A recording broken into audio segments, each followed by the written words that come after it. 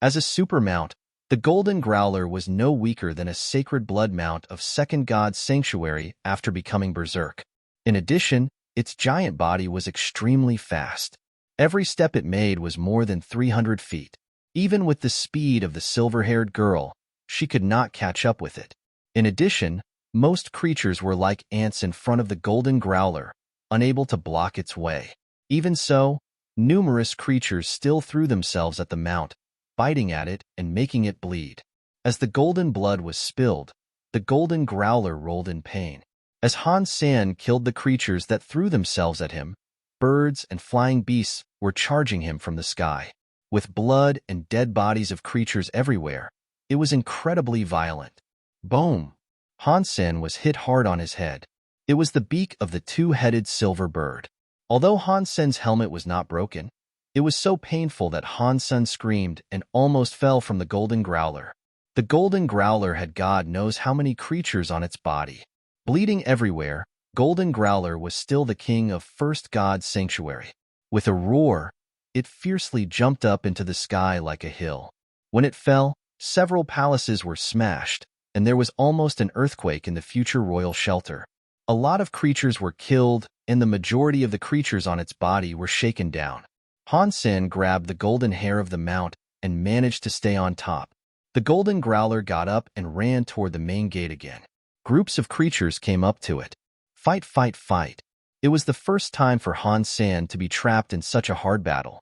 He had no idea how many creatures he had killed. His hand became numb, but more creatures kept coming at him. A mile from the main gate, the Golden Growler roared and fell to the ground, smashing the earth. It was covered in golden blood, and its skin was broken everywhere by numerous creatures. One of its paws no longer looked intact, bearing bones. It was incredible that the mount had lasted so long. Han Sen took back the Golden Growler and spread his wings, flying outside the shelter. However, all the bird creatures and flying beasts were coming at him already, especially the flying bull, diving at him with its horns like spears. Without the protection of the Golden Growler, Han Sen knew that he could not be stopped again. Seeing the two-headed silver bird chasing him from the back, Han Sen gritted his teeth and charged the flying bull. A black lightning bolt and a golden lightning bolt clashed. When Han Sen's head was about to hit the horns, he suddenly contracted his wings and flipped in the sky, putting his legs forward, clipping the neck of the bull and bowed to hit the bull's stomach hard. Boom!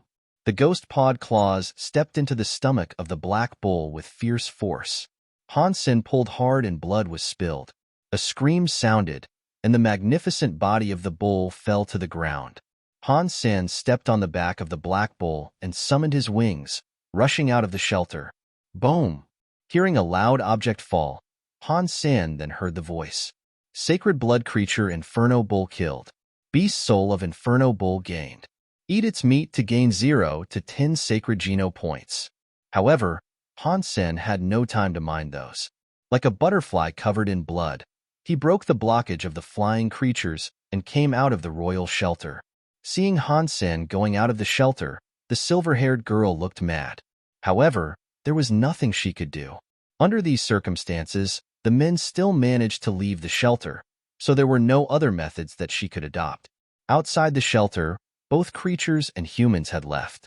The silver beetles were going back to the underground. Han Sen's berserk nightmare wings were incredibly fast, and he quickly disappeared on the ice field. Back to the Crystal Palace, Han Sen treated his wounds as he thought about the twin spirits that he ran into. Han Sen did not regret it all. All he could think about at this point was how to take the twin spirits for himself. He wanted them so much.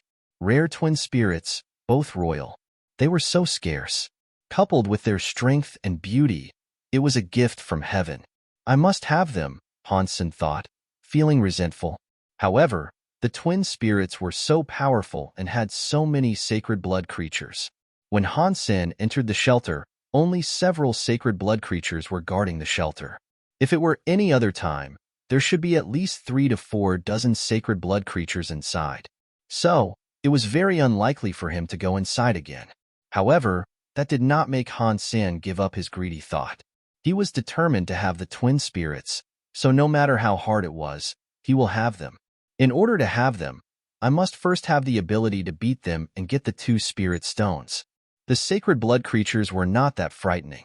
After all, they were not intelligent. There is always a way to cope with them. However, the spirit sisters are very clever and powerful. If I am not able to beat them, I can never have the spirit stones. Han Sen thought back on their sword skills. Han Sen had taken countless strikes from the sisters. He had at least 100 to 200 injuries on his body. With his experience to fight the silver-haired girl, Han Sen had learned their sword skills. Give me some time, and I will come up with a solution for sure. Han Sen was certain that he had this ability. Their sword skills were so strange and fast.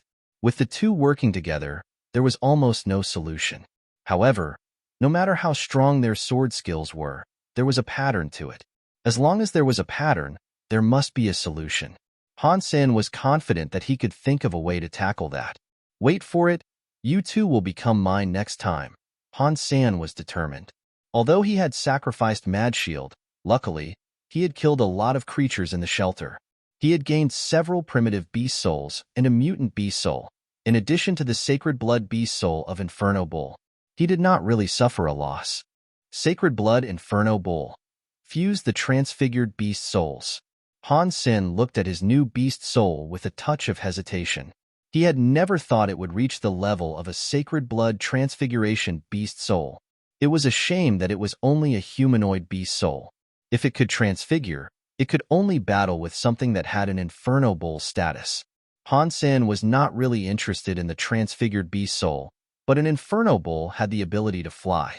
A beast soul like this would sell for a high price. And if he used black crystals to evolve it into a berserk beast soul, its selling price would be even higher. There was another mutant beast soul that was also a shield beast soul, but Han Sen was not particularly interested in that type. He thus made plans to sell it further down the line.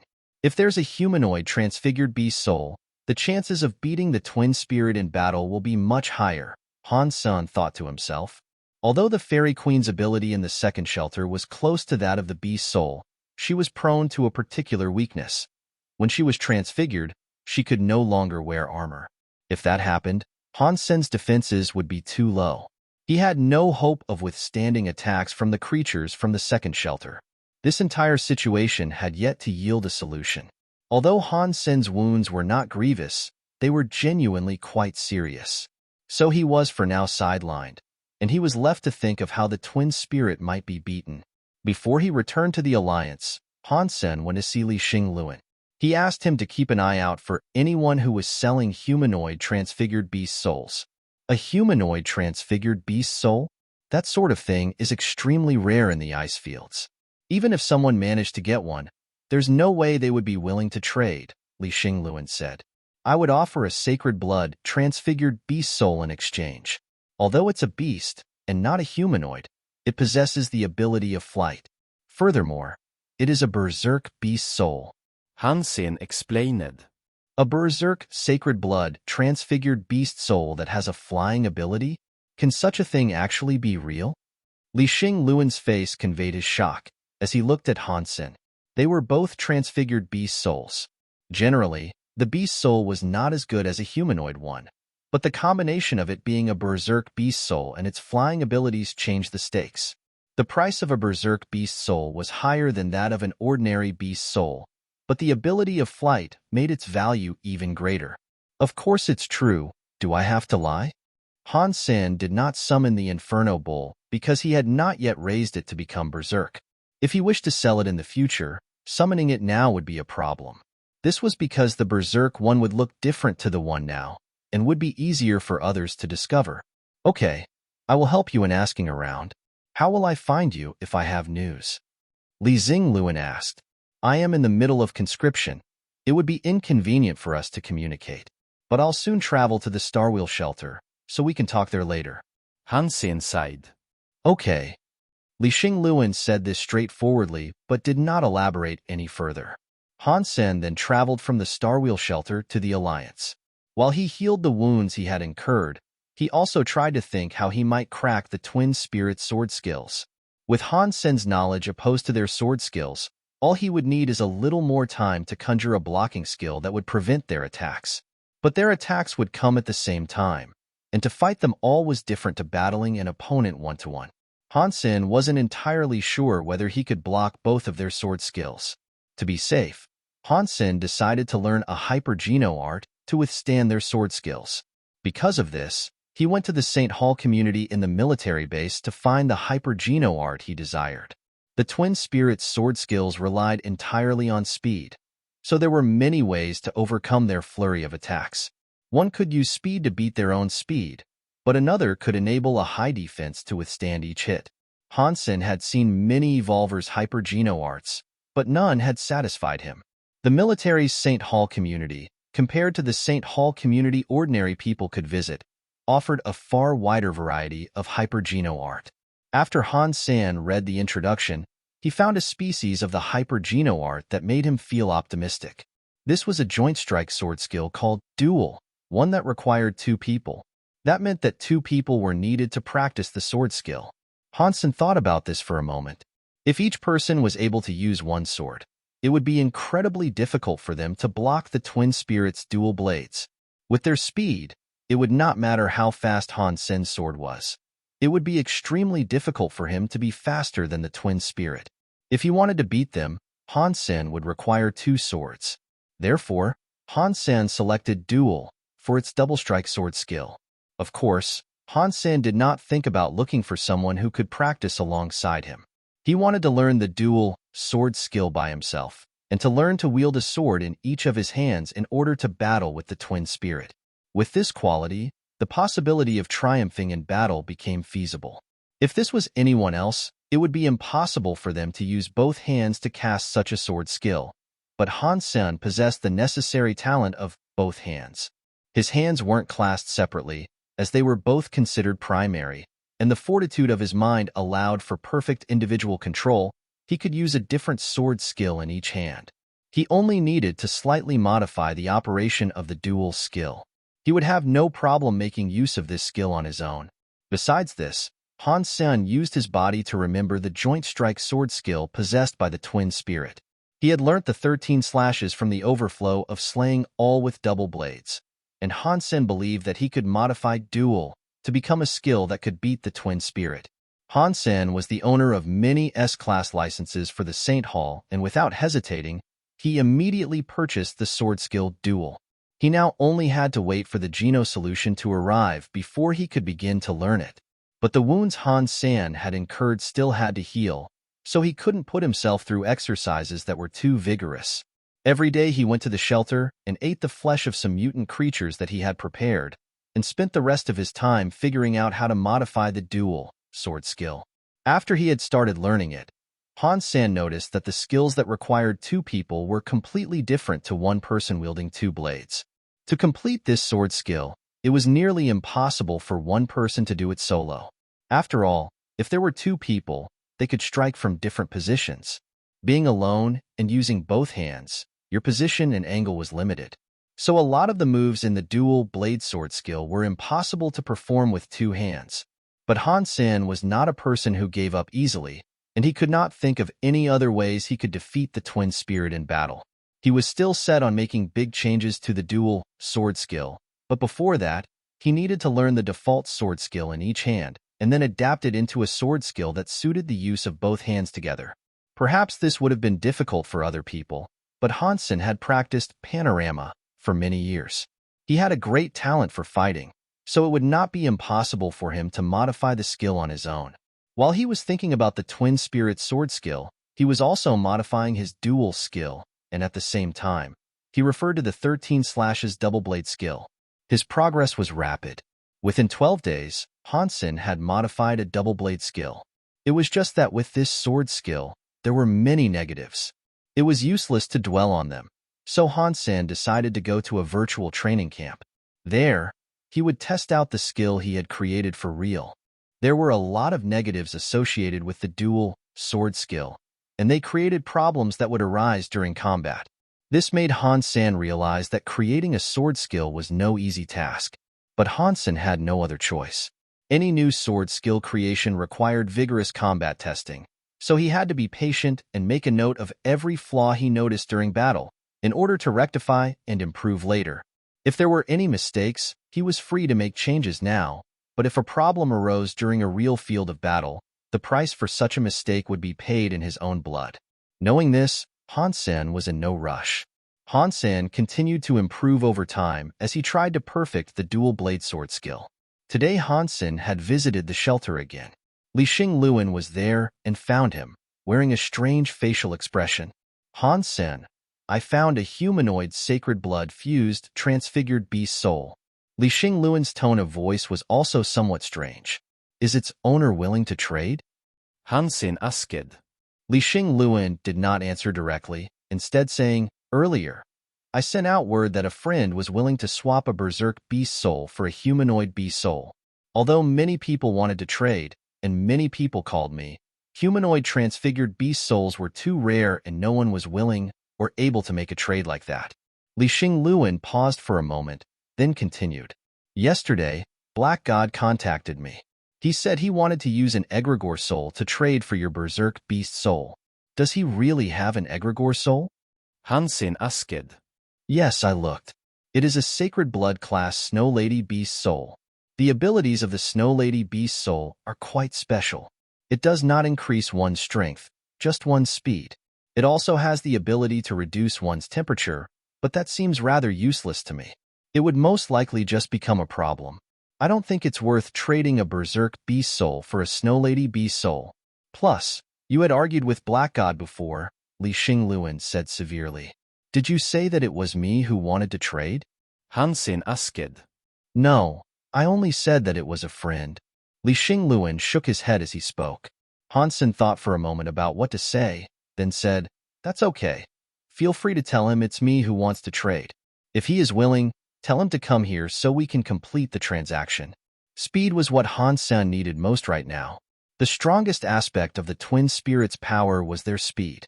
If he was able to match with their speed and break their sword skill, the battle would be much easier.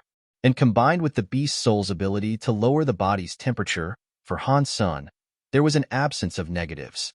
The ice skin skill worked even better in a cold environment, so not only was it of no detriment to Han Sen, it was an outright benefit. For others, this would have been a debilitating attribute, but Han Sen would be glad to receive it. Besides, to find a humanoid sacred blood beast soul was extremely difficult in the ice fields. It was good to be able to trade a Snow Lady beast soul, which was not too far from a humanoid beast soul. Han Sen was satisfied at the proposal of this trade. You really want to make this trade with Black God? Li Xingluan asked. You really have to consider this well. If you trade your berserk beast soul with Black God, he may use it against you in the future. Han Sen låg head. Thank you for your concern, he said. If I am willing to trade this with him, of course I am not afraid of his ownership of the beast soul. Okay, then. Did you bring the beast soul? Tell me about your situation and I will talk to Black God, Li Xingluan smiled. In the past few days, Han Sen had already raised the Inferno Bull into a berserk beast soul. When he summoned it, it combined with his body to become a black-winged bull. He told the specific attributes of the Inferno Bull to Li Xingluan, all the while muttering, It's a shame. A beast soul that was able to greatly increase one's strength, and which provided the ability of flight was much stronger than the Snow Lady of Black God, one which appeared to be inherently flawed. The Snow Lady beast soul, aside from being humanoid and providing a passable speed boost, did not appear to be anything special. The ability to lower one's own temperature seemed pointless and stupid. But Han Sen insisted on making the trade, so Li Xingluan went off to talk with Black God.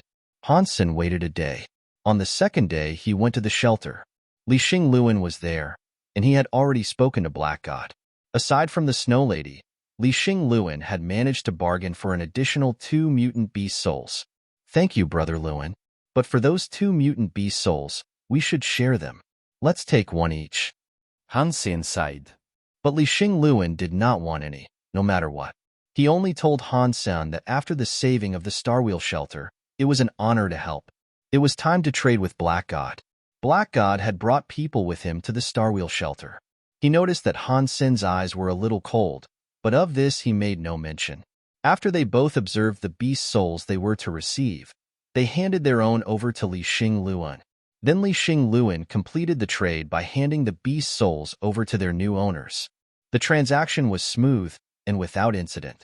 Han Sen received the 2 mutant beast souls and Snow Lady beast soul. He looked them over to ensure no mistakes had been made, and while he was getting ready to bid Li Xingluan farewell, Black God called to him. Black God looked at Han Sen with disdain and coldly said, "Han Sen, you dare gamble with me? Perhaps now we can settle our grudge. What do you want?" Han Sen furrowed his eyebrows in response. "You and I engage in battle. Regardless of who wins or loses, our grudge can be settled." Black God looked at Han Sen and continued, "Of course, if you do lose, you must leave behind the Snow Lady beast soul. If I lose, however, I can leave behind the Inferno Bull beast soul." Li Xingluan frowned and said, "Black God, we only want to exchange beast souls on this day. Nothing else. I am merely suggesting a solution to our grudge. It is entirely up to him if he wants to partake in my idea. If he does not dare to engage me in battle, that is fine," Black God said sternly. "What if I do not wish to gamble?" Han Sen looked at Black God as he asked, "If you do not wish to settle our prolonged dispute, then you will become my enemy. And I do not go soft on those I deem to be my enemy." The few people who had accompanied Black God now summoned their beast souls. "Black God, this is the Starwheel Shelter. This is not Black God's shelter." Li Xingluan's eyes went cold, and he summoned a few leaders from the Starwheel Shelter to push back against Black God's people. "Li Xingluan, this is about me and Han Senator. This is none of your business." Black God furrowed his brow. "I am the notary of the exchange. I do not care for your grudge with Han Sen, but in my Starwheel Shelter, none can lay a finger on him." Li Xingluan's eyes were firm, hesitation and the desire to hold back entirely absent from them. "Li Xingluan, do you really want to offend me on the behalf of a person who doesn't even matter?" Black God looked at Li Xingluan sternly. "Han Sen saved me when the Starwheel Shelter was in crisis. He is my savior. No one can do him any harm before me." Li Xingluan said these words directly. Black God's emotion began to change, the atmosphere inside the shelter growing tense. It was like a room that was packed to the brim with explosives, where the presence of a single spark would be enough to ignite the volatile atmosphere. "It is okay to have a one-on-one, but the beast souls that we gamble must be held onto by Li Xingluan," Han Sen said all of a sudden. "That is no problem." Black God agreed to the terms, as he knew all about Li Xingluan's identity. He knew he was not the sort to accept the beast souls and make a run for it. There was also the fact that Black God's purpose there was not merely to win a beast soul. He wanted Han Sen's life. Han Sen had stolen the Snake Fish King in the past and used a poison dagger to hurt him. This had almost taken Black God's life, and was the cause of the anger that he could never find it in himself to swallow. Han Sen. Li Xingluan was a little nervous. Judging from his knowledge of Black God, he knew his true intent. "It's okay. If someone wants to give me the beast soul for free, I will gladly accept it. So it's settled." Han Sen stopped Li Xingluan from talking. Han Sen knew that Li Xingluan was trying to be nice, and he also understood Black God's line of thought, but this went perfectly with his own idea. He and Tang Jinlu had been in training for a long time, and they had 100% confidence in their ability to repel the tornado knife skill. It went well with their irritation at being unable to take care of Black God once and for all. But now he had delivered himself here, and Han Sen was extremely glad. He could also get his Inferno Bull back. Han Sen would not let this opportunity pass him by. "Good. That was a quick decision. I think I'm starting to grow fond of you." Black God laughed coldly. "Go to the plaza. This place is too open." Han Sen sighed, equally coldly. "Good," Black God replied, though he did not allow his men to leave. They surrounded Han Sen as they left for the plaza, as if they were escorting a dangerous criminal. They were unsure whether Han Sen would run off. Li Xingluan had also brought his own people to escort Han Senator when they arrived at the plaza. Han Sen and Black God handed their beast souls over to Li Xingluan. "Please," Black God said, as he went onto the stage of the plaza, staring at Han Sen as he went. Ever since he had taken control of Black God's shelter, he had never been put at such a disadvantage. If he had the opportunity, he would relish killing Han Sen immediately. This time, he did not want only the return of his beast soul. He wanted his life back too. Black God was highly confident in his tornado knife skill. He had battled with Han Sen once before, so he thought he knew the extent of his abilities. That is why the idea of combating on stage intimidated Han Sen. Word of the bet between Black God and Han Sen spread quickly and drew quite the crowd to the Star Wheel shelter to observe it firsthand. Li Xingluan began to feel hopeless. If Han Sen did not agree to the bet, he could still protect Han Sen and keep him safe inside the Star Wheel shelter. But if Black God managed to kill Han Sen, then there was nothing he could do but to adhere to the terms of the wager and provide the beast souls all to Black God. Once Han Sen was on stage, Black God no longer felt no desire to exchange words with him. He wanted to bite into Han Sen's flesh with a savage ferocity. He summoned the Black Beast Soul Knife and started swiping at Han Sen with fierce desire. Han Sen meanwhile summoned Ghost Pod Claws and returned an attack. The slashes looked shallow, but they made Black God furrow his brow. A strange look came from his hawkish eyes. If he continued to slash in that manner, his elbows were looking likely to be sliced off by the Ghost Pod Claws. He would be feeding the weapon of his enemy. Feeling hopeless, Black God could only pull back. After he dodged a swipe from Han Sen's claws, he mustered another attack. He was confident in his tornado knife skill, though for others in the same class, it was incredibly rare to see someone block such an attack twice. It should be impossible for Han Sen. Numerous people thought the same thing as Black God, as his tornado knife skill is renowned across the ice fields, where it was known as the disappeared demon knife. Most people weren't aware of who Han Sen was. Aside from Li Xingluan, who did know him, they couldn't fathom what sort of a person would willingly do battle with Black God. But quickly the audience's eyes were opened. They could hardly believe what they were witnessing. Black God took a step back and dodged the Ghost Pod Claws.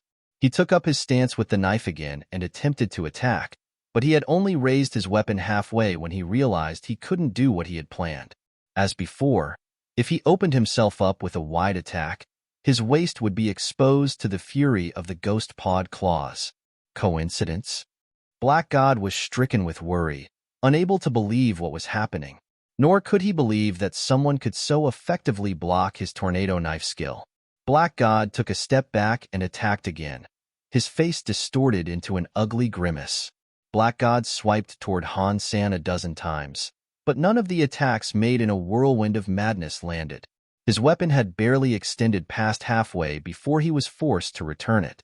Black God had no chance but to cast the tornado knife skill twice as fast, which made his face darken with anger. He had never faced something like this before, though he still thought it might just have been an unlucky day. The people watching were already shocked. Those outside as well inside the arena could see quite clearly everything that was happening. The famous knife skill of Black God was utterly useless against Han Sen.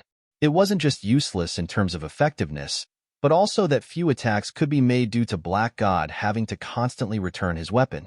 If the sword Black God used had been a scabbard, he would only have been afraid that he would not even be given the opportunity to draw it at all. Every time Black God moved his waist to unsheath a knife, the next moment, he would be forced to bring it back. No matter what he did, he couldn't find any opportunity to draw his weapon. From head to foot, Black God kept backing off. Watching him was like viewing an apprentice trying to draw a knife out for the first time, or like training in front of a teacher, where the teacher can predict every move and strike a weak spot before his student even knew it was there. The disappearing demon knife, tornado knife skill, seemed to have all of a sudden become a total joke. Black God could not even draw his knife out, so there was no way he could attempt to attack twice as fast. Fall back. Keep falling back. It seemed as if there were no choices other than to fall back. Black God had never appeared so lame, so feeble, as at this very moment. The tornado knife skill that had given him a reputation suddenly looked utterly useless skill.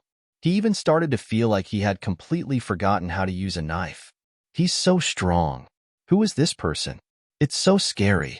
It's like watching a father punish his own son. Since when has the ice field harbored such a strong individual? Black God is getting beaten like despised child. Is this really Black God from Black God Shelter? He must be a phony. How can Black God's infernal knife be so useless? It's not that surprising. Have you ever heard of someone with a reputation they don't deserve? Black God is like that. It's only because he has so many diligent subordinates that people put stock in the claims he is great. But the man behind the curtain is nothing. When he's on stage alone, he gets beaten like a novice. But who is that other person? Black God's movement had been wholly restricted, and it was as if he had become entangled within thorny vines. He couldn't get a limb free, and if he moved even the smallest amount, he would be pricked by a lethal spike. Black God was dejected and expressed his displeasure by crying out. And hearing the conversations from below the stage, he was so enraged that he felt faint. He screamed and began waving his sword to attack without concern for his well-being. As he tried to strike, he realized that if he did not bring back his sword-wielding arm, it would be lopped off. So he swallowed his anger and forced himself to pull back yet again. Hopeless. He felt hopeless. Black God was suddenly overwhelmed with the fear that he was going to die, and that his bladder would give way if he couldn't reach a bathroom in time. Even the few observers from Black God's shelter were shocked at what they were seeing. They were close to being unable to believe their eyes. They clearly knew the strength and extent of Black God's power, and the ferocity of his tornado knife's skill ought to have made him unbeatable in the ice fields. How could it be suppressed in the way they were seeing?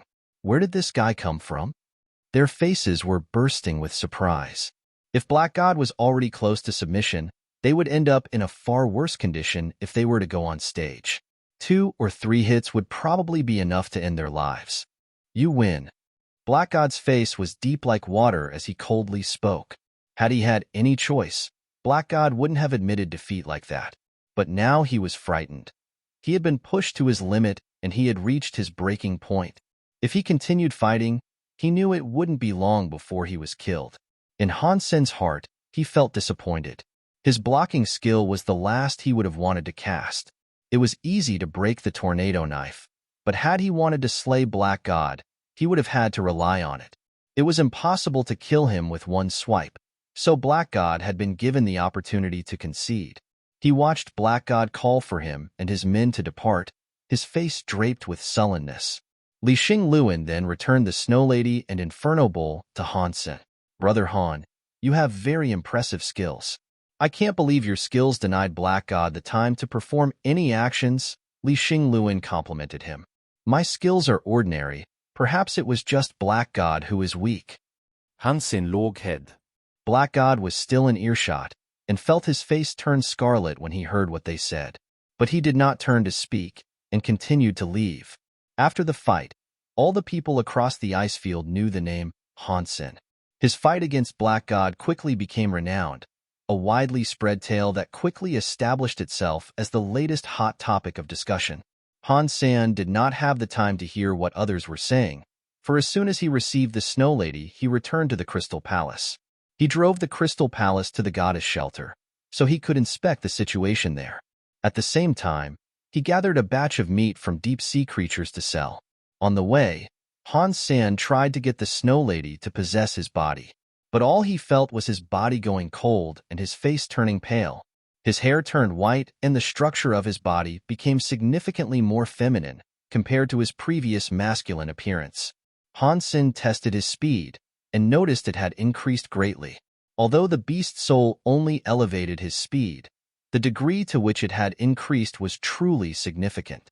The chill in his body allowed Han Sen to cast his ice skin skill with far greater ease.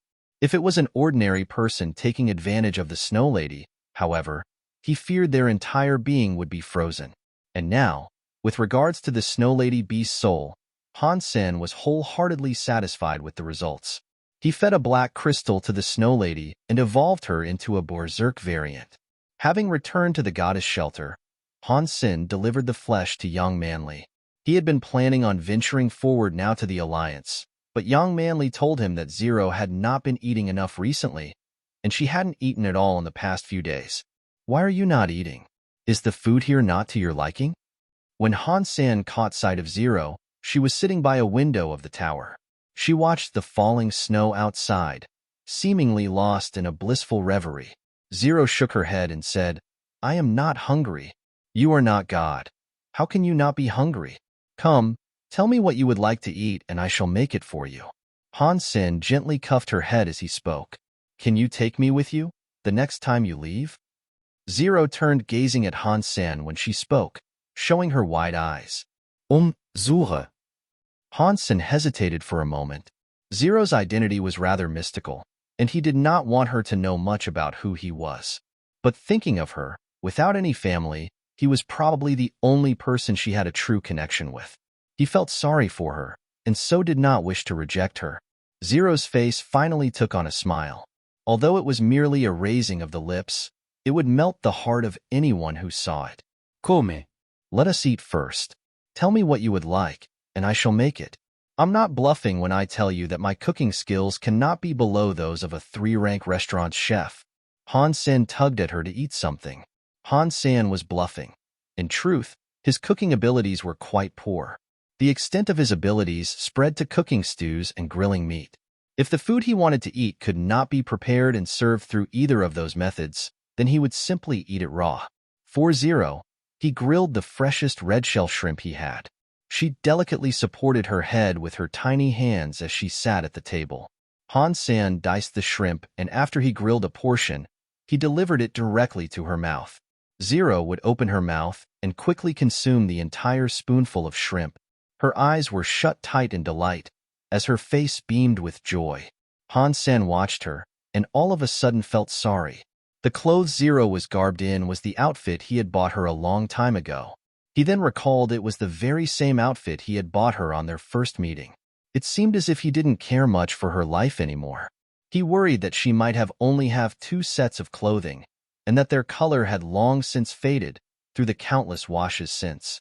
After they had eaten, Han Sen decided to buy a few new outfits for Zero from the shops that populated the goddess shelter. He gave her time to return home and change into her new clothes. When she came back to reveal herself, she looked far prettier and youthful than she had earlier in the day. This is what a young girl should look like, Han Sen told himself. Han Sen was not isolating Zero as much as he was previously because he really thought that she had no one else she could depend on.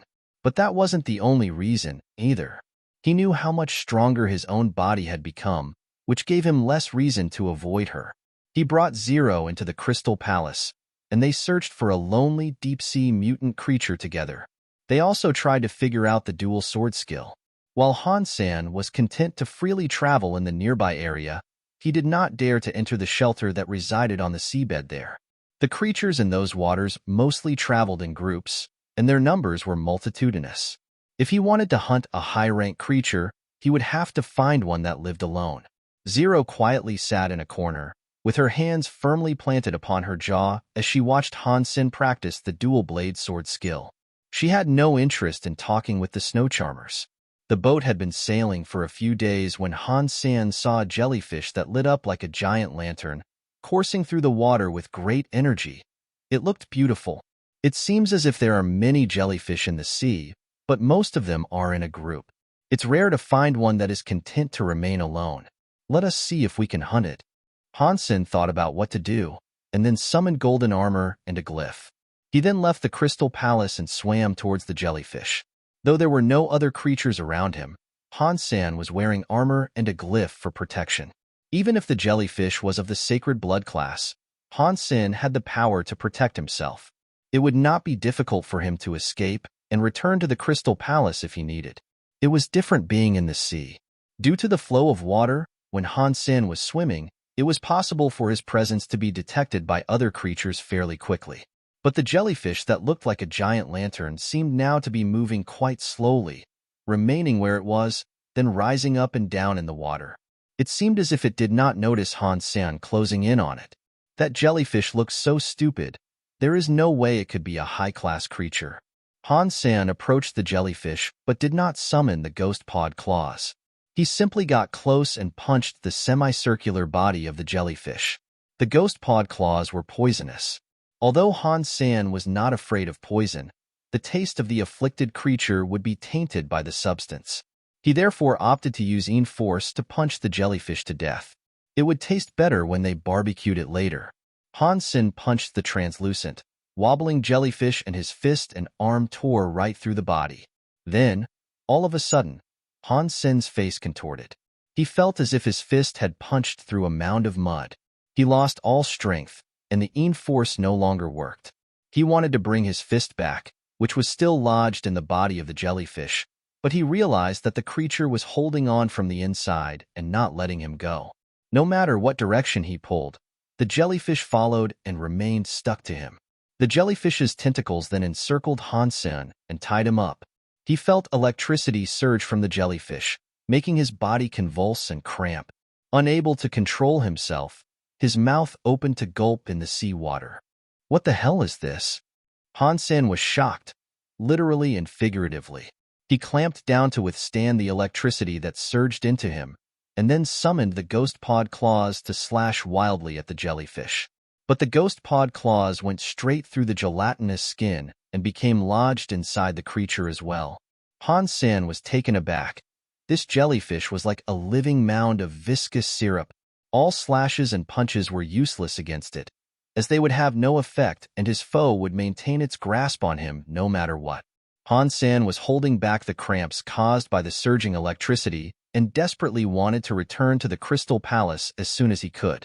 But the jellyfish continued to attack, attaching itself all over Han Senator already. Half of Han Sen's body had been consumed by the jellyfish, and the rest was sure to follow.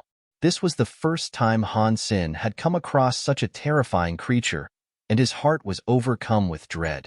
His mind raced, trying to think of a way to escape his terrible predicament. Suddenly, in the corner of his eye, he caught sight of a shadow that was swimming towards him from the Crystal Palace.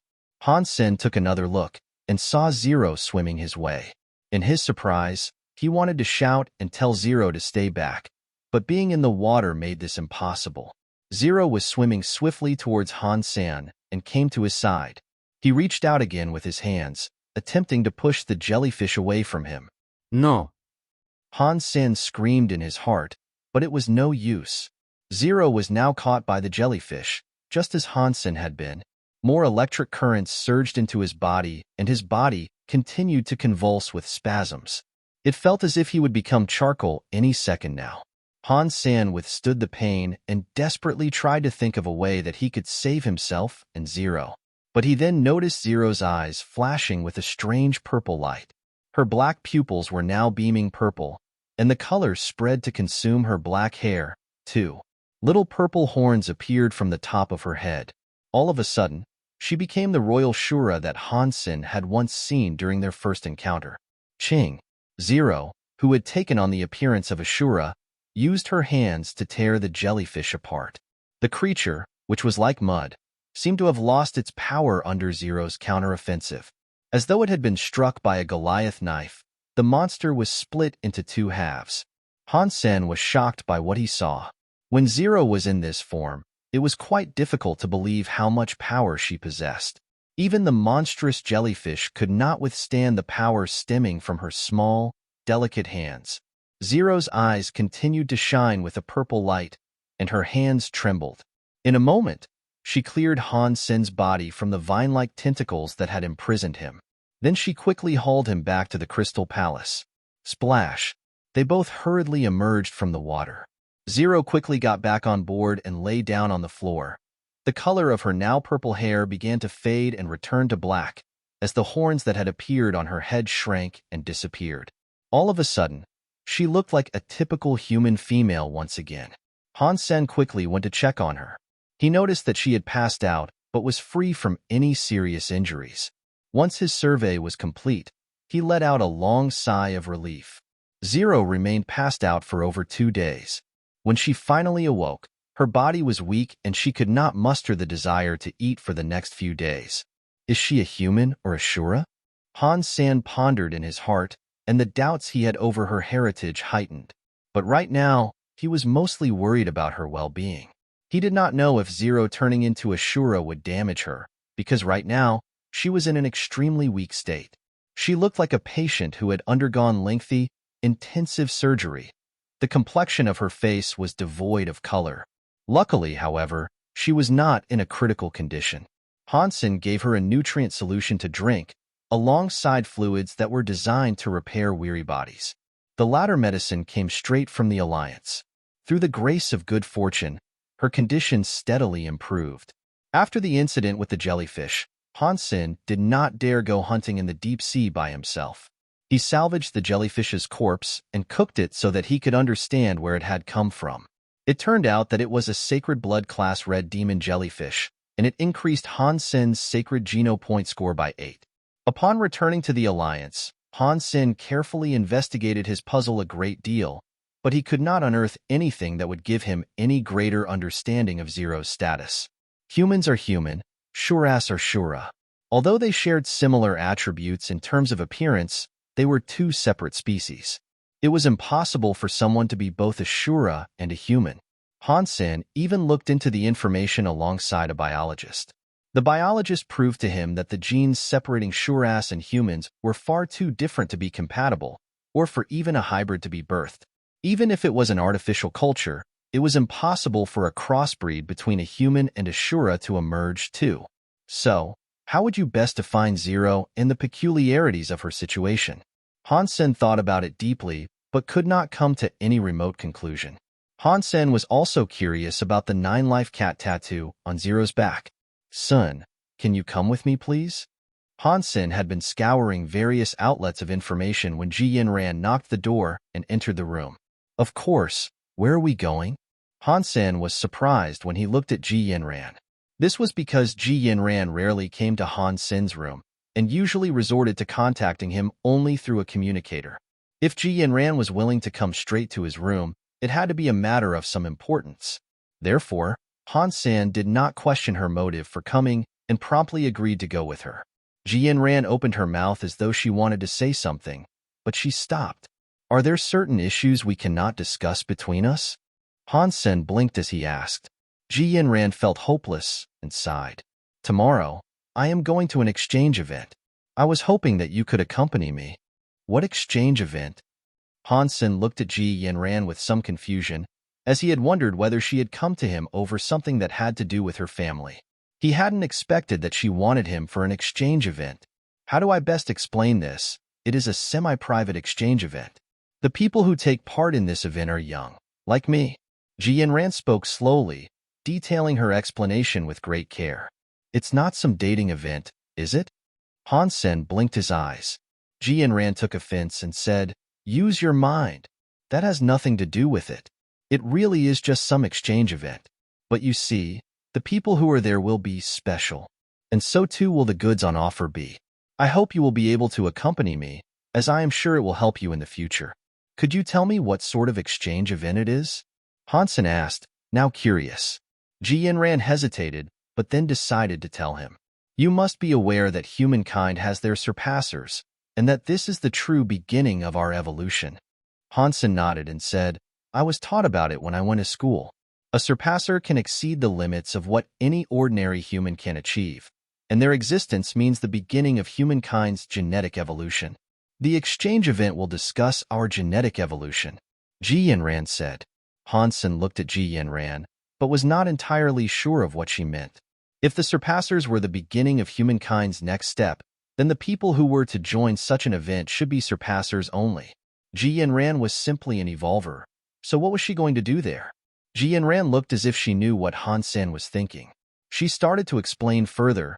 Theoretically, humans need to reach the level of a surpasser to evolve their genes by themselves.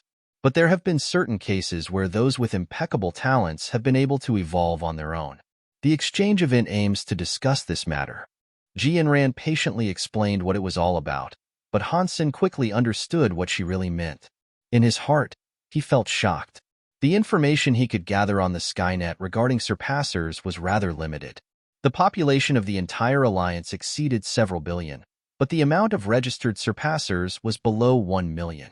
Ordinary people were aware that the third shelter was dangerous, and the surpassers there were extremely powerful. They possessed powers that regular humans could not. As for what the third shelter looked like, there was no way to know. Therefore, ordinary people had no idea what to think about it. People only knew that powerful creatures were said to reside there in the third shelter, but that was about it. As for the information the Alliance was willing to put out detailing the third shelter, it was minuscule. The data they did provide said that the fitness of the ordinary creatures there were at the very least above 300. This knowledge was frightening enough. A human evolver with excellent genes only averages around 30. Those with excellent genes from the second shelter are said to have a fitness level of around 130 to 150. To reach a fitness level of 150 was a rare and highly prestigious thing for a person to achieve. Only the strongest could enter the evolution pool and evolve into a surpasser, and they would have to reach a fitness level of 300 to do it. And that level belonged to the weakest creatures of the third shelter. It was extremely rare to witness someone reach such heights, so how could they hope to survive in the third shelter, which must be populated with the most insane of creatures? Even the strongest human was weaker than the least creature of the third shelter, so how could they grow up in such a place? Ji Yinran's answer rested in the hypergeno art. It was common for humans to call reaching level 300 fitness the sky step.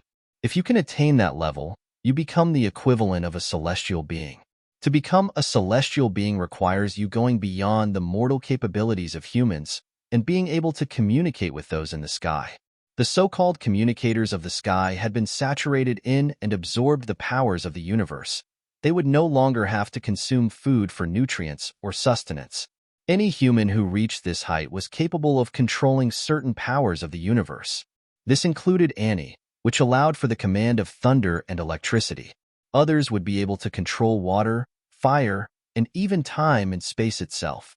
To hold on to these powers required hypergeno arts, yet not any ordinary variants. Ji Yanran spoke a word that Han Sen was quite familiar with, Qigong. Only the hypergeno arts that had been modified by Qigong could be used to maintain control of the powers of the universe. According to what Ji Yanran told Han Sen, some high-level Qigong hypergeno arts did not require celestial being modifications for use. Even when humans are children, they are able to use Qigong to observe the power of the universe. But before a person reaches the level of a celestial being, the powers that could be absorbed was weak and few. Therefore, they were not very effective. But after years of training, the efficiency of one's absorption could rise greatly. If, after that, you choose to become a celestial being, you would be much stronger than the others. Certain people were gifted, however, and it was possible for them to not even have to become a celestial being before they could control the powers of the universe. The Ji family is the clan that owned Qigong. There were, however, 3 other families that were gifted in the same way. Each family inherited Qigong from the same lineage and heritage. All that was different was the family name. Ye, Lin, Wang, Xu. Ji Yanran spoke these 4 surnames to Han Sen, and it made his heart leap in his chest. Killing of Shuelong Yin had given him the ice skin skill. Once he had gained it, he had kept an eye on anyone possessing the surname Shui, but he was never able to glean much information regarding big individuals that belonged to that family.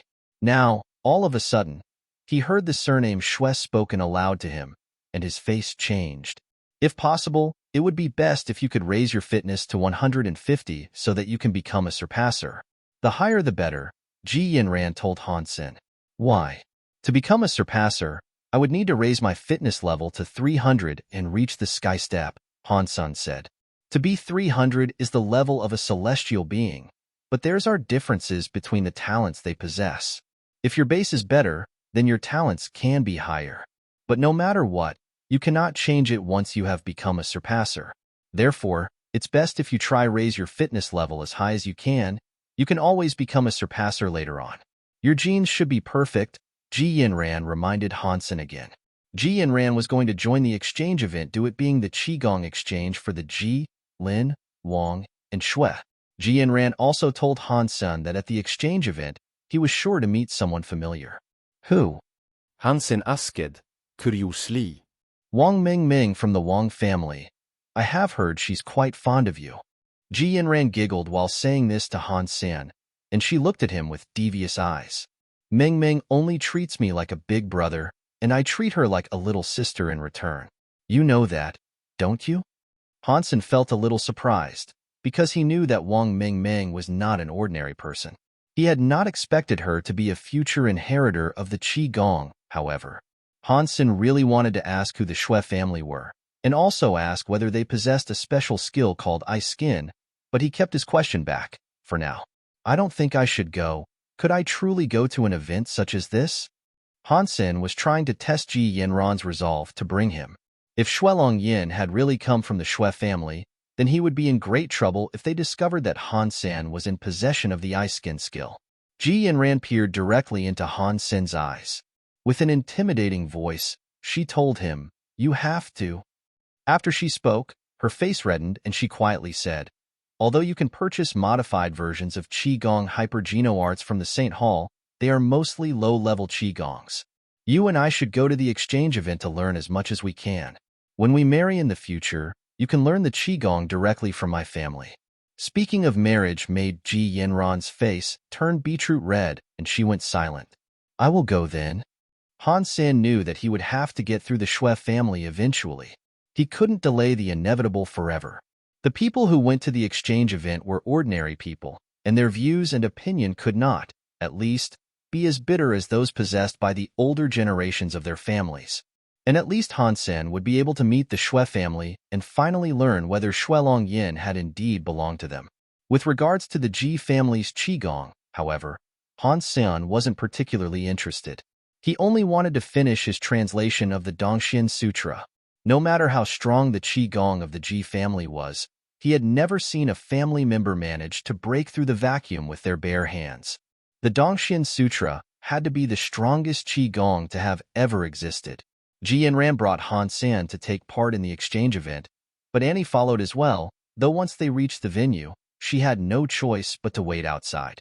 The reason why Han Sen could accompany Ji Yanran there was because when Ji Yanran first introduced him, he was already her fiancé. Lin Feng. Han Sen had not yet seen Wang Mingming at the event, but he saw that familiar shadow. The exchange event was taking place in a large auditorium. By they arrived, many young people had already arrived in groups of their own. Han Sen and Ji Yanran's coming was not given too much attention. Ji Yanran wasn't the only member of the Ji family, after all, nor was she a person of any particular outstanding renown. Some people from the Ji family noticed her, however, and they came over to say hello. As they did, they made sure to observe Han Sen. Ji Yanran then introduced Han Sen, and although she did not say it explicitly, her family acknowledged who he was to her and why she had chosen to bring him. Han Sen had thought it would simply be an exchange event between the Ji, Lin, Wang, and Shui families, and that the attendance could not be greater than a few hundred people. Needless to say, his expectations were blown out of the water when he saw that several thousand had shown up. Ji, Lin, and Wang are the biggest families of recent times.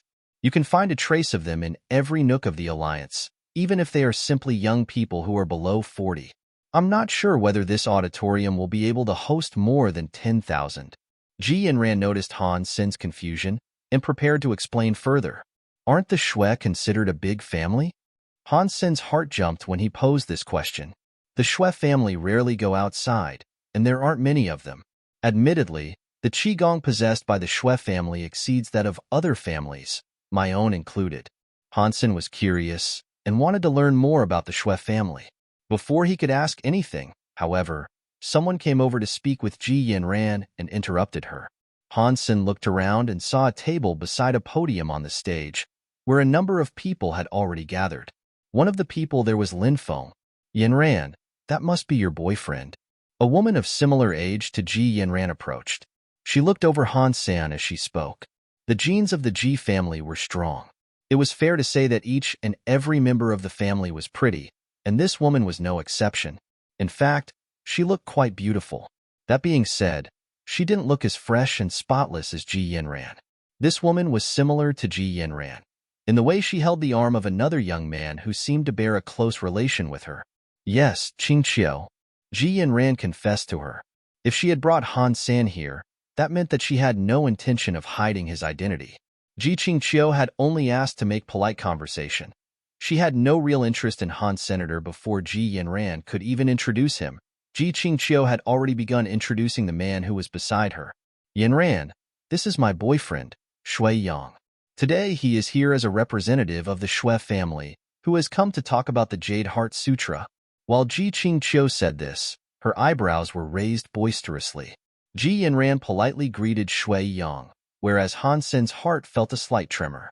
Seeing Shui Yang before him, Han Sen did his best to observe decorum and drew a comparison with Shui Longyan. Quickly, Han Sen felt disappointed.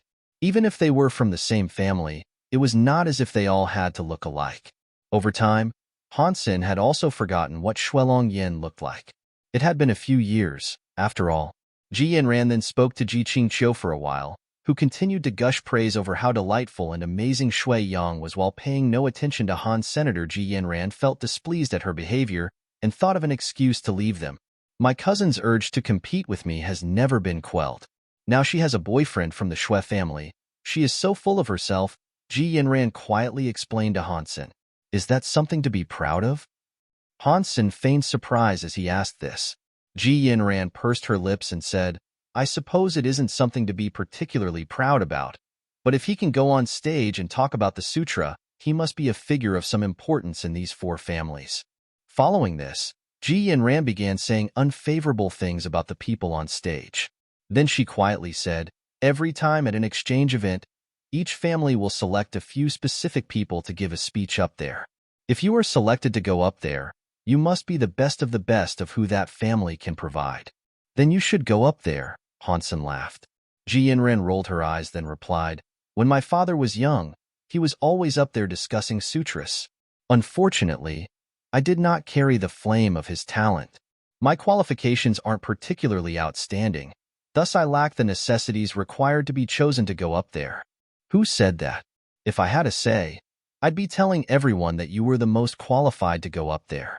Once you were up there, you wouldn't have to talk or speak. You could just sit there, and the people that saw you would see the true meaning of beauty. Then they would know the answer to everything. That would be better than making some boring speech, wouldn't it? Han Sen's flirtation was strong. Ji Yanran's hands were squeezing Han Sen's waist, as her face lit up with the light of 1,000 smiles. Ji Qingqiu and Shui Yang walked around for a bit, but then approached Ji Yanran once again. Ji Qingqiu laughed and said, Yanran, we are going up there to take a seat. Would you like to come along? You two go without us. Han Sen and I will be fine down here, Ji Yanran smiled. I suppose it's a good thing to be down here. At least you have the freedom to move about. Up there, you're locked in place by the stares of 1,000 people. It all feels rather awkward. If it wasn't for a Yang, who has to make an important speech up there, I wouldn't have to go either. Ji Qingqiu's cocky, holier-than-thou face tarnished her seemingly pleasant words. After that, Ji Qingqiu looked at Han Sen and asked, Oh yes, I forgot to ask, which family does your boyfriend come from? Han Sen does not come from a Qigong family, Ji Yanran replied. Oh. Ji Qingqiu quickly looked away and ignored Han Sen again. She spoke to Ji Yanran for a little while longer about other concerns, and then happily grabbed Shui Yang's arm as he led her up to the stage. You really can't judge someone by the way they look. That Ji Qingqiu is quite a beautiful woman, but her personality isn't quite as pleasant, Han Sen said. Ji Yanran laughed and said, You cannot blame her. Ever since we were kids, all she has ever wanted is to compete with me. It's difficult to find an accomplished man. I would be foolish to believe she wouldn't want to show off her boyfriend and his status to me. By saying that, are you suggesting that I'm not accomplished? Han Sen joked. In my heart, you're not only accomplished, you're flat out the best. To the families present here, however, being selected to make a speech before everyone in attendance is quite the honor. It is a glorious thing for them. Ji Yanran laughed and continued, Besides, the Shui family always think highly of themselves. They believe themselves better than any other family. Did you not see Shui Yang's eyes rise to breach the stratosphere? Because the four of our families come from the same bloodline, the Shui family likes to present themselves as the primary lineage. They also possess the most secrets and enigmas that outsiders to their blood can never be made privy to, Ji Yanran explained. What secrets? Han Sen's heart began to skip. The Frost Sutra, Ji Yanran replied. Han Sen sighed in relief, having worried she might say I skin. Ji Yanran then quickly added, But the Frost Sutra is not easy to learn. Only a few people in the entirety of recorded history have been able to practice what it teaches. The Shui family in recent times, however, have been trying to turn the Frost Sutra into a hypogeno art, so all of the family can learn it. I heard that they have been seeing results in the past few years, and that it has been modified into a hypogenoart called ice skin. But that said, no one has seen anyone from the Shui family cast it. Han Sen's heart jumped, and he thought, so it is true, Shui Longyin does indeed belong to this family. Han Sen carefully inspected Shui Yang, not knowing whether he had learned. If you were to search people with smooth skin, you'd find that many people's skin was like ice. It seemed as if the people who learned Qigong all had skin that appeared particularly smooth. That made Han Sen feel more secure. Han Sen wanted to ask around about the Shui family, but before he could, the speech began. Everyone fell quiet, and Han Sen had to swallow his questions and turn his attention to the stage. The first woman who came out to talk was called Lin Wei Wei. He could not tell her age, but she looked so elegant that his eyes felt refreshed just from looking at her. Her whole body was like silky jade, and even her hair possessed a halo of sparkling cleanliness. The third world view she spoke of was a classic in Qigong. It was supposed to be a proper speech, but all she did was stand on stage and discuss her own opinions on the subject. She did not even read out the sutra. Han Sen had never learnt the third world view, but hearing Lin Wei Wei's explanation of the sutra made him happy. The reason why Han Sen could not understand the Dongxin Sutra was because he could not decipher a certain section that was composed of an abstruse lexicon. It was extremely difficult to read. Fortunately, Lin Wei Wei's speech provided comments and explanations on the Qigong. After Han Sen heard what she had to say, he felt that he understood it far better. He was captivated by her talk, and so he perked his ears, eager to catch every single word. The events on stage were unlike what he had expected. Ji Yanran had told him that Qigong started with the legend of the timeline of the 7 emperors, but ended with the Qin timeline. After Qin, no one was quite sure why Qigong began failing.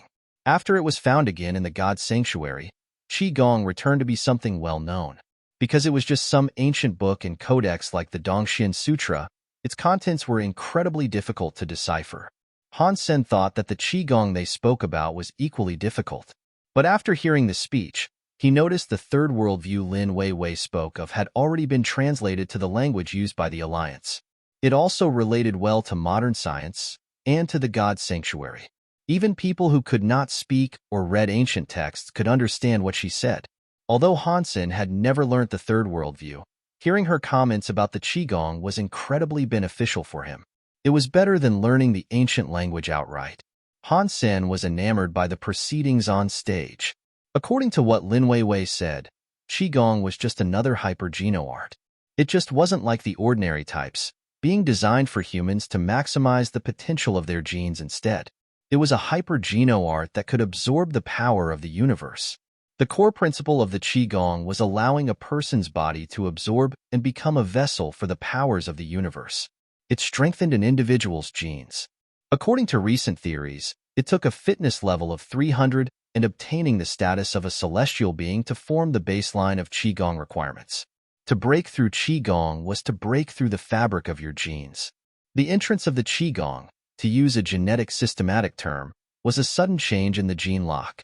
To reach the level of a celestial being meant an individual had managed to open their gene lock. If you opened a gene lock, your genes would take a great leap in evolution. For some Qigong, however, you did not need to become a celestial being before training how to open the gene lock. Very few people would have the talent to do this, however. But even if you could not open the gene lock before ascending to the level of a celestial being, learning Qigong was still a way in which you could refine your genes. After you opened the gene lock, the changes within your genes would be even greater. After Lin Wei Wei concluded her talk about third worldview, Han Sen was still eager to hear more. Ji Yanran noticed how intently Han Sen had paid attention to the speech and asked, "Have you learnt third worldview?" No, Han Sen replied. Ji Yanran thought he couldn't have learned it before because third worldview was a Qigong codex that was exclusive to the 4 families. It was only natural that he didn't know about it. But if this was the case, why had he been so focused on the speech? After Lin Wei Wei, it was time for Shui Yang to give his speech. He went on stage and began to talk about Ice Heart, a subject which he could discuss with great thoroughness. Through a combination of modern science and a shelter gene system, Han Sen was able to learn a great deal about it. This Ice Heart seemed quite familiar. After hearing Shui Yang's speech, although Han Sen did not fully learn Ice Heart, His understanding of it had undoubtedly reached another level. Han Sen had not expected the exchange event to be so beneficial to his understanding of so many things. The words of their speeches and the content of the Dongxian Sutra flooded his mind. There were many sections he had not previously been able to understand, but now did. Han Sen's heart was burning, and he wished he could start learning Dongxian Sutra right away. But he continued to patiently and intently listen to what was being said on stage. Perhaps there was even more he could learn. A total of 13 people would give speeches out of the 4 families. Each would make a speech each day for 3 days. This meant 39 Qigongs learned greatly through the speeches on stage. Unfortunately, each individual's commentary and personal review colored each on-stage discussion. None of them touched upon the original codexes and how to learn them. It would be impossible to learn the codexes only through hearing them speak. But the special terms and knowledge that comprise Qigong is what fascinated Han Sen the most. Although Ji Yanran felt it strange that Han Sen was so interested in the discussions, it made her happy, all the same. It was nice to see Han Sen so engrossed in learning Qigong, as it would make it easier for him to learn the Ji family's Qigong in the future.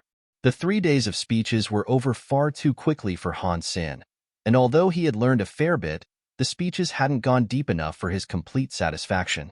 After Han Sen retired to take another look at the Dongxian Sutra, he noticed that the speakers had spoken little more than a basic page of the sutra. But that was enough for Han Sen to understand the basic fundamentals of the sutra, and he now understood how to get started with it. But by the end of the speeches, there was still a lot he did not understand and could no longer inquire about, which made him feel disappointed. But Han Sen understood that the people present were only the youngest of the 4 families, so their levels could not be all that high. So their own understanding would also be quite limited. Still, he was grateful for the benefits he had received, and this was surprising. Dongshuo Sutra, I can finally learn it. Although I have only got the basics, according to what they have been saying, I should now be able to learn how to open the gene lock. The only thing I don't know is how long it'll take for me to get started. Han Sen's heart was fixated with the Dongshuo Sutra's codex basics, his breath almost panting, his heart pumped faster. Originally, Han Sen had thought the Dongshuo Sutra would be really difficult to get to grips with. After all, the Qigong Lin Weiwei talked about could only open 3 or 4 gene locks, but the Dongshuo Sutra provided 10 different entrances. According to the current theory, that meant it could open 10 gene locks. The difference between the two was highly significant. But for the time it usually took to learn these things, Han Sen's beginning was off to a good start. Blood flows through all living things. After 36 small cycles, a major cycle is completed. Han Sen felt the heaviness of his body disperse, taking on the weight of a feather. There was a serenity to his existence that he had not previously felt, as if the cells in his body had all come alive. His metabolism had quickened, and it energized his cells. The sweet smell of fresh, virgin grass permeated the air. Hey, did you apply perfume? Ji Yanran was sitting next to Han Sen and looked at him. She sniffed and drew herself closer so that she could inhale his scent. Not in public. Wait until we return to the room. Then you can do with me as you please. Han Sen sighed chilly. Go to hell. Ji Yanran blushed hard and pinched his waist in retribution. Still, she could not hold back her curiosity, so she continued smelling Han Sen's scent. That perfume smells really good. Which brand are you using? How come I didn't notice it before? I'm not using perfume. Han Sen understood that following his training in the Dongshuo Sutra, his body was brimming with the scent of life. Impossible. My nose has never failed me. You must be using perfume. Ji Yanran did not believe him. It isn't perfume. It's just the natural scent of my body. Han Sen blinked once as he spoke. You are a man. Why would you possess an odor such as that? Tell me right now. Which brand are you using? Ji Yanran peered at Han Sen. I really didn't use perfume. This is just the smell of my body. If you don't believe me, come to my room tonight. But before Han Sen could finish his sentence, Ji Yanran pinched him again. The speeches were over, and everyone in the auditorium was exchanging views with one another. But no one noticed Han Sen flirting with Ji Yanran. Lin Feng, come and sit with us. Shui Yang smiled and gestured to Lin Feng to join him. Once the speech was over, everyone was discussing what they had seen. But there were too many people, so it was impossible for the discussions to include everyone. Usually, a discussion group only comprised around half a dozen people. People with similar levels tended to group together. Those who were allowed on stage were considered leaders of their generation. Usually, they gathered in a few groups to discuss certain subjects together. Although the Shui family was incredibly full of self-regard, Lin Feng was considered one of the prodigies of the generation. The sutra that Lin Feng spoke about was the best. Even Shui Yang, who frequently looked down on others, considered him an important character. This was why he felt compelled to invite him over. Yes, Lin Feng, Ji Lei is with us, as well. Let's go. Ji Qingqiu was holding Shui Yang by the arm as she spoke. Ji Qingqiu's abilities did not formally qualify her to join the circle that was being composed, but the eligibility of entrants did not strictly depend on their talents. She was Shui Yang's girlfriend, and as such, was allowed to join. So Ji Qingqiu was overjoyed. It was a glory for her to be able to join the top circle of the four families' brightest young ones. I'm sorry. I have a few old friends waiting for me elsewhere that I need to catch up with. Maybe next time? Lin Feng rejected Shui Yang and Ji Qingqiu. Shui Yang's face changed. The Shui family had always been a proud family, and to have his own personal invitation be rejected by Lin Feng upset him. Lin Feng cared little for Shui Yang's reaction. He simply turned around and walked off in another direction. Many people were looking at Lin Feng as he did this, and they were interested to see which circle he would be joining. After all, Lin Feng's performance had been truly astonishing and a highlight of the four families. Even Shui Yang could not steal his thunder. Most people suspected that Lin Feng would not join Shui Yang's circle, and that he would most likely join a circle composed of Wangs. But to the surprise of many, he did not go there either. Under everyone's curious eyes, Lin Feng went to sit beside a man who was strange to them. The two of them acted quite naturally, not troubling to greet each other formally. It appeared that they were quite close. Many were quite shocked, as most had no idea who that person was that Lin Feng was with. Shui Yang and Ji Qingqiu, seeing who it was, both grimaced. Lin Feng had gone to sit with Han Sen. At that moment, murmurs arose from the crowd about who that curious man was. While most were unaware of who he was, many did recognize Ji Yanran. Although she was born into a wondrous family, her talents weren't exceptional by any means. It actually seemed as if Lin Feng wasn't there for Ji Yanran, either. He really had just sat down and started talking with the unknown fellow. Many people began discussing the origins of this curious person, but they could only glean that his name was Han Sen and that he was Ji Yanran's boyfriend. That was all. I didn't expect to see you here. Lin Feng smiled, for he had noticed Han Sen in the crowd some time ago. Alas, he had had to wait until all the speeches were over before he could join him. I could say the same. Han Sen poured Lin Feng a drink. Without a toasting of glasses, he immediately had a swig. Lin Feng didn't mind this behavior at all, and he too then took the wine that had been given to him and had a sip. The two of them then began chatting casually. Even Ji Yanran was surprised to see Han Sen and Lin Feng with each other. She had no idea the two had such a relationship, one that seemed healthy and positive.